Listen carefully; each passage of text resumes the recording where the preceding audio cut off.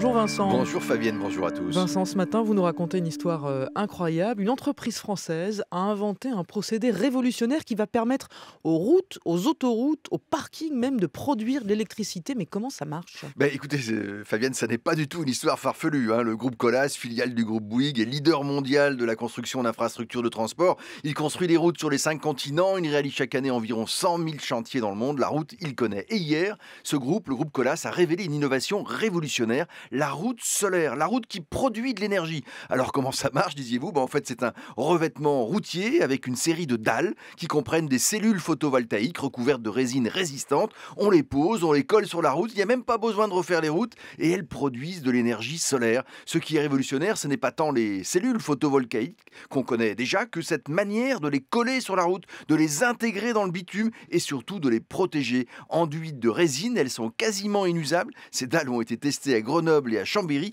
Des millions de véhicules leur sont passés dessus. Elles sont ultra résistantes. Mais alors, le potentiel d'énergie de ces dalles, c'est quoi? Écoutez, un organisme indépendant, l'ADEME, l'Agence de l'environnement et de la maîtrise de l'énergie, a évalué ce procédé nommé Wattway.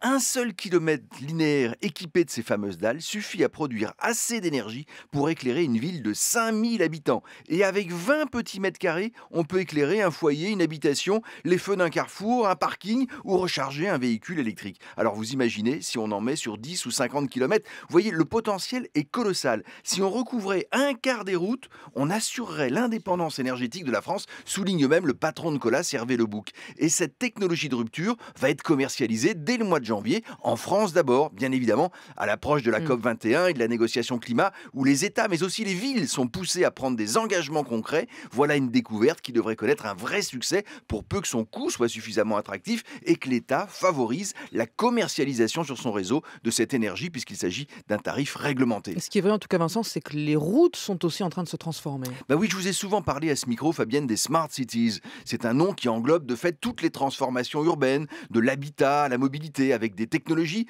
pour rendre les villes plus écologiques, plus connectées, plus agréables à vivre.